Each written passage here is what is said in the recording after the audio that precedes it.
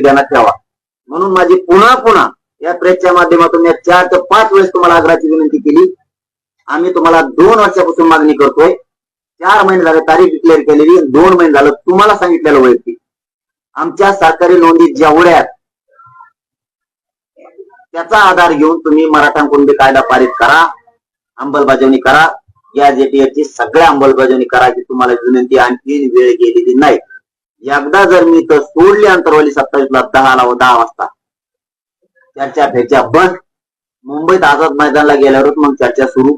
मधी चर्चा होणार नाही, मी मध्ये थांबणार नाही आणि मला अंमलबजावणी करून द्यावी ती तुम्हाला हात जोडून विनंती करतो. आणि मराठा समाजाला सांगतो, आपल्या सगळ्या मागण्या रास्त आहेत. बऱ्याच जणांच्या पटल्या, हळूच कण देत पण पटल्या. त्यांना वाटतंय खरं पण म्हणते, पण याचा अर्थ त्याला राजकीय काहीतरी मिळायचंय म्हणून पण ते उगाच मराठ्याच्या विरोधात लढत. नाही तर सगळ्याला कळालेले मराठी कायदा सोडून लोकशाही सोडून काम करत नाहीत.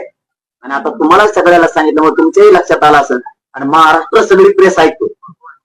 महाराष्ट्राच्याही लक्षात आलंय की आपल्या नोंदी आहेत, आपलं गॅजेट आपला हक्काचं सरकारी दस्तावेज. याचा अर्थ फडणवीस साहेब मुद्दाम देत नाही म्हणून मराठ्यात चीड निर्माण झाली.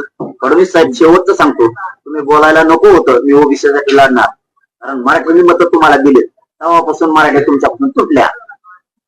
मराठ्याची लाटच उचाली.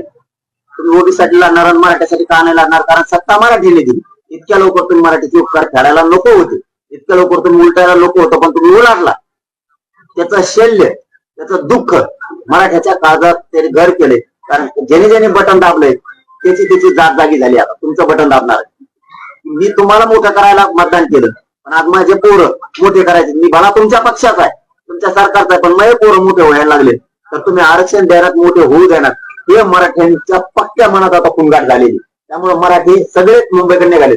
अर्ध्या आमदाराचे मला फोन येते त्यांच्या, मग आपल्याला पुढे असं असतं मी कथाच सांगून टाकत म्हणजे आमची बेजरी झाली.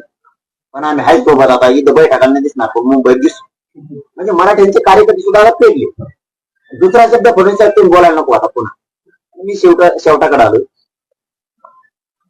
पत्रकार बांधवांनी प्रश्न विचारला, मराठी मुंबईत यायला लागले. ते म्हणजे पोलीस बघून घेते, पोलीस बघून घेते, तुम्ही धमक्या द्यायला लागले का तुम्हाला. मग कोणाची लाटच उचलल्या. तुम्ही गोडी गुलाबीने काही करू शकता, दादागिरी नाही करू शकतो मराठी.